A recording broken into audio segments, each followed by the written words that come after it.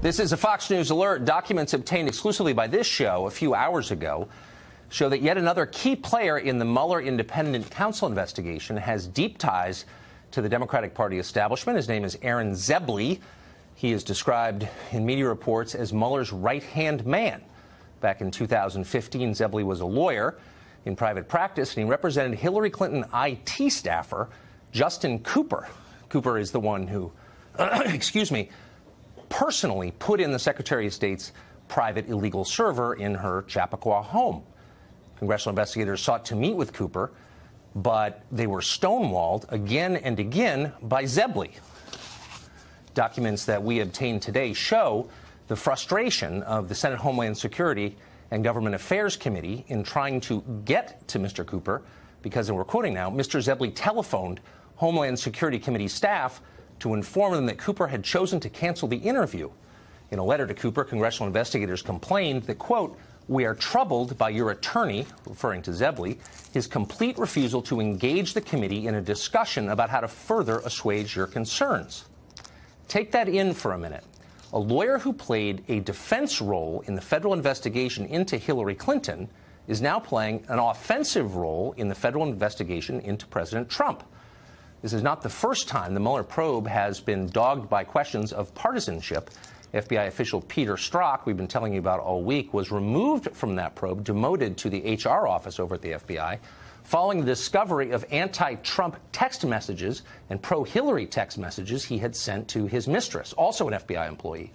The investigative team over there includes the Mueller team, Kyle Freeney, he's an Obama donor, and Jeannie Rhee, who once represented the Clinton Foundation.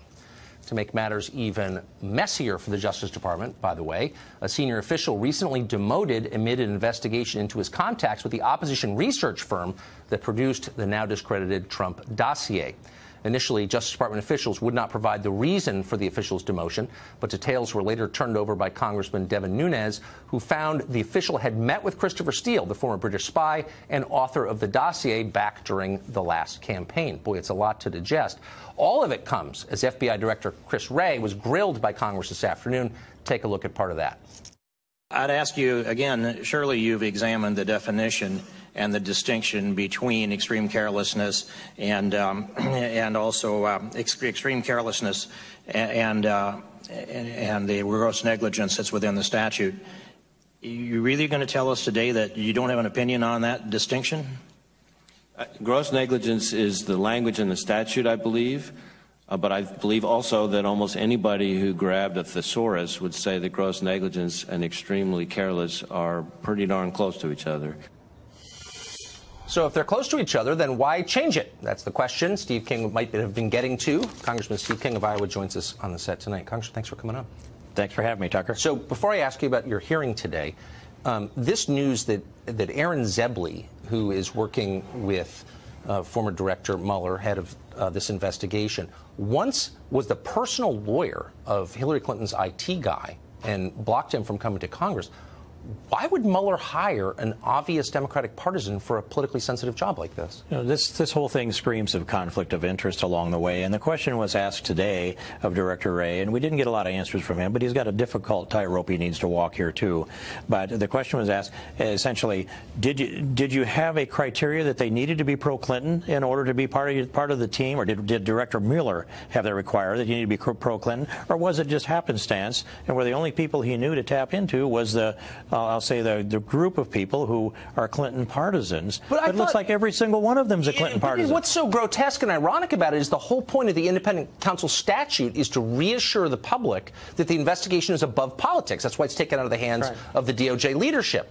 So you'd think that Mueller would go out of his way to make certain that no one on his team could be accused of partisanship, and yet almost all of them seem to have ties to the Democratic Party. If not everyone. And then I thought Trey Gowdy made a really good point today when he said, if you're a jury of someone's peers, every day in America, people are called together, 12 peers sitting there, and they are forbidden from even deliberating on the evidence in front of them until the last evidence is in, and then they get their jury instructions, then they go back into the room and deliberate. But in this case, we've got decisions coming out. We've got Comey deciding before he issued the statement in July 5th of a year ago, July 5th, the conclusion that was going going to come with the investigation of Hillary Clinton. Another thing that I brought up to Christopher Wray today is that the testimony that we have from Comey, from Loretta Lynch, is each of them appointed 3 members, 3 of FBI, 3 of DOJ, to interview Hillary Clinton, to investigate in the, quote, matter, which we know was an investigation. But there's no audio tape of that investigation. There's no video of that. There is no transcript. There are only the notes of the investigators who, and that's essentially proprietary. So the advice that Comey gave was not based upon any text of anything or any evidence of anything. It was just the briefing of the 3 agents that he'd appointed. Let me just bottom line it. Would any normal American, you or me, have been treated in this way by the FBI? I don't know. I don't know. Not on the favoritism side. They wouldn't have been. But I'd ask also this question. It was if Michael Flynn can be guilty of lying to the FBI, how would the FBI know if Hillary Clinton lied to them if they don't have any kind of tape or video or anything? Because they didn't want to know. Congressman, thank you for joining us. Thank you, Tucker.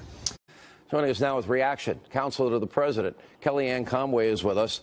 All right, forget about those people because it's a joke. It's at this point they're a caricature of themselves. But the more important issue is this. Is this a fair investigation? Could you imagine if this was against the Democratic president, only donors to the Republican Party, people that were texting back and forth involved in the investigation that hate one side and love the other side? At some point, Kellyanne, you got to say, don't we need a justice system that's fair, balanced? The president has always said that. He respects the rank and file at the Department of Justice and the 35,000 or so who work for the FBI, but we can't have a politicization of any investigation. It should be transparent. It should be independent. And what you and James Rosen and other reporters who care to know all of the facts have uncovered is very troubling to any American who's paying attention. This Peter Strzok guy, boy, is he the busiest guy in Washington, D.C. I don't know if I've ever sent 10,000 texts in my life, let alone to one person. He's carrying on this relationship. He's sending 10,000 texts. He's putting energy into being systematically against Donald Trump, which is not his job. He is really at the eye of the hurricane of so much. He is changing the language to protect Hillary Clinton. It sounds like he's present when her top confidants are being interviewed. He's present when she's being interviewed. This is the entire problem that Americans have with Washington, D.C. and had with Hillary Clinton. The idea that she's always above the law, there's a double standard. And Sean, anybody, and this includes everybody, who has wasted all of 2017 talking about Russia, Russia, Russia in this investigation, they are duty-bound to cover this aspect of the investigation. This guy in the Department of Justice, he's 4 doors down from his boss, the Deputy Attorney General. He's in Main Justice. He's on the main floor there. And he is meeting after Donald Trump won, which they did not expect and they did not want. He's meeting with the head of a guy who put together a dossier using DNC and Clinton campaign money and trying to figure out a way to discredit the democratically elected president. It stinks to high heaven. And look, I think there's so much going on so quickly with all this information that it's very easy for Americans to just tune it out or feel, oh, it's confused or it doesn't affect me. What are we doing for Christmas? What's going on for New Year's? They will pay attention. And part of it is the media have set a trap for themselves. They've been so obsessed for a year plus with what they consider to be an important investigation. They've been talking about Russia and not America. But it also shows something else. I want to say one more thing. Hillary Clinton, she already had every advantage possible. All the king's horses, all the king's men. She had so much more money, so much more personnel. She had all of the mainstream media. She had all the Democrats. She had so many people behind her. Two presidents, her husband and her predecessor, who's by the way, whose record did not get a third term through her candidacy, Barack Obama's. She had all these advantages. And then after she loses, she still has advantages. She still has people going for her. Donald Trump won on the issues. He was a much better, brilliant communicator and messenger. His ideas prevailed. Hers failed. And this idea on his health is offensive. I won't even dignify it except to say, remember when Hillary Clinton folded like an accordion in front of the whole world on 9/11? We said nothing about it the whole day at the campaign, zero. She folded in front of everyone. And apparently she had pneumonia 2 days earlier. And you know what she did that night? She was at Cipriani with her high-class donors, calling the rest of us irredeemable and deplorable with pneumonia. Then she takes 5 days off before the debates. Donald Trump's doing 7 rallies a day and showing up to the debate to beat her. She's taking time off to rest, and we're going to talk about his health. It's a joke. The man's the most energetic, engaged person I know. I do remember her collapse and a bunch of other issues that came up during the campaign. Kellyanne, good to see you. We appreciate it. And, thank you. Thank you so much. NSA official goes rogue, reveals the disturbing thing surveillance state is doing right now to Trump, by Michael Schiff for VeteranAF.com. As the left screams that President Donald Trump colluded with the Russians to hack the Democratic National Committee servers, a former National Security Agency official, William Binney, who reportedly met with CIA Director Mike Pompeo, has told the head CIA chief that it was not a hack of the DNC servers, but rather a leak from inside the DNC. This claim runs counter to what many in the intelligence community have stated, which is the leaked emails were revealed via Russian hackers.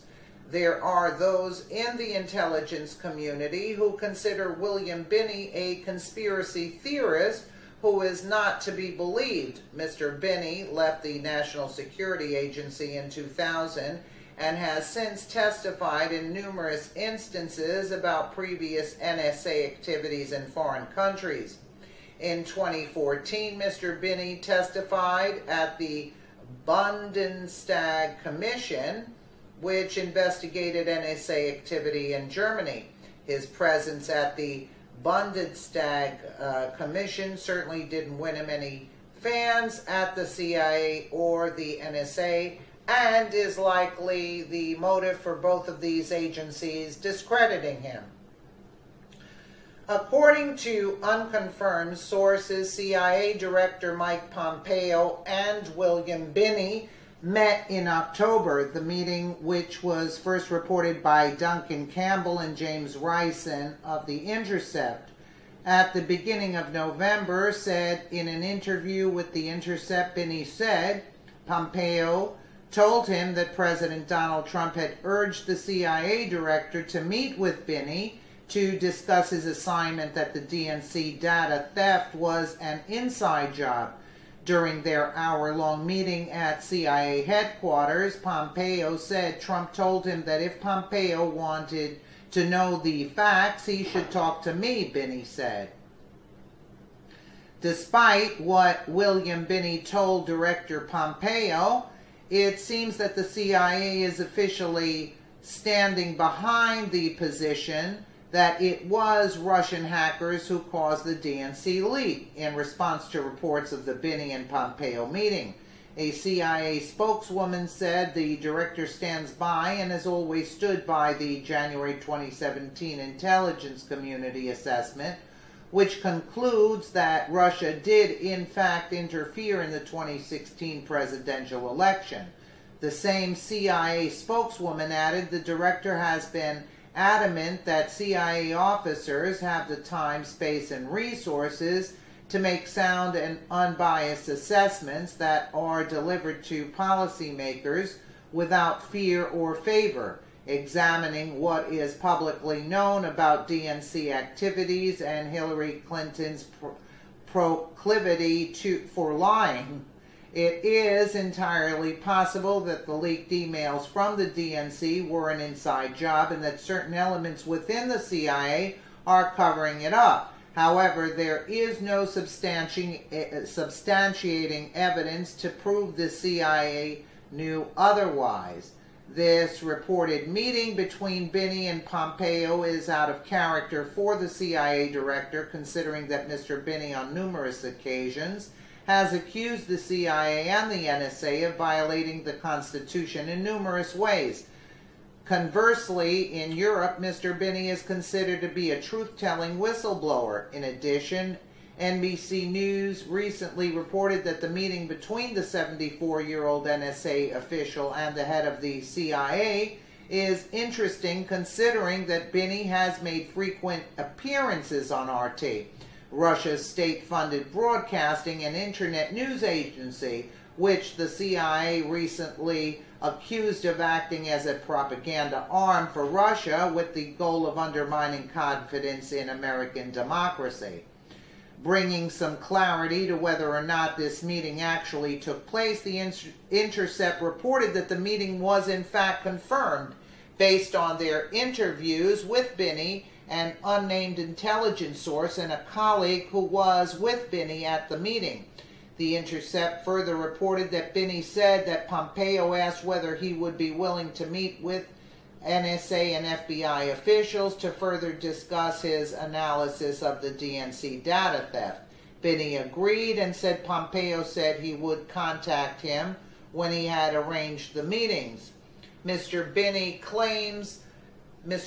claims of an inside job by a DNC employee is in stark contrast to what many intelligence officials have claimed, seemingly putting CIA Director Mike Pompeo at odds with his subordinates. A former CIA official stated at the meeting, "This is crazy. You've got all these intelligence agencies saying the Russians did the hack. To deny that is like coming out with the theory that the Japanese didn't bomb Pearl Harbor." The Trump administration has not commented on the reported meeting or any other future meetings as a result of Mr. Binney's claims. Based on what is known about key Democratic leaders colluding with Russian officials, it is entirely possible that Mr. Binney's claims are true, and if that is the case, this would mean the left's narrative of President Trump colluding with Russia is a big pile of manure. InfoWars and NBC News. Yeah, well, I agree with that. Let me know what you guys think in the comments below. And again, thank you so much for watching.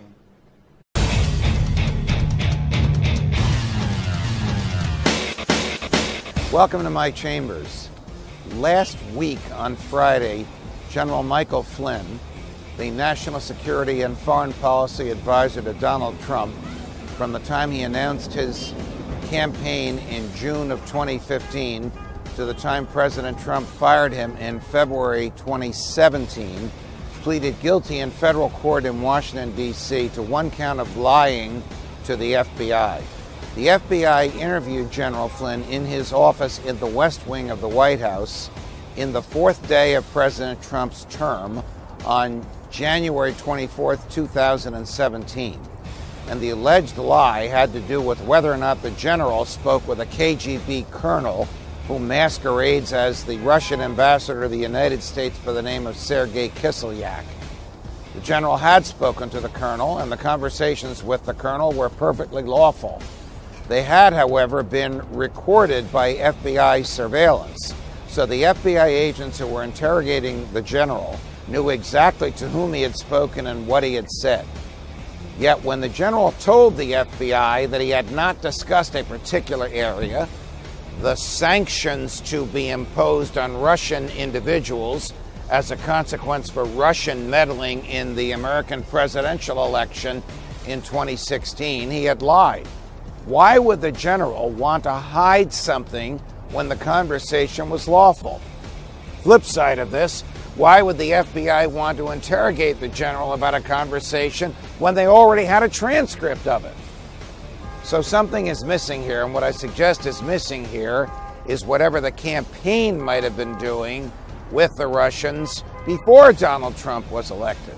General Flynn, because of other allegations of criminal behavior about him, and because of evidence in support of many of those allegations, was facing close to 60 years, 60 years, in a federal prison. As a result of the guilty plea to one count of lying to the FBI, he's only exposed to 6 months. Wow, what did he do to get a deal like that? He probably told the people who prosecuted him what he was trying to hide from the FBI agents to whom he lied. And it was probably about the president. We don't know what the president knew. We don't know when he knew it. We don't know if these conversations were innocent or if they involved illegal activity.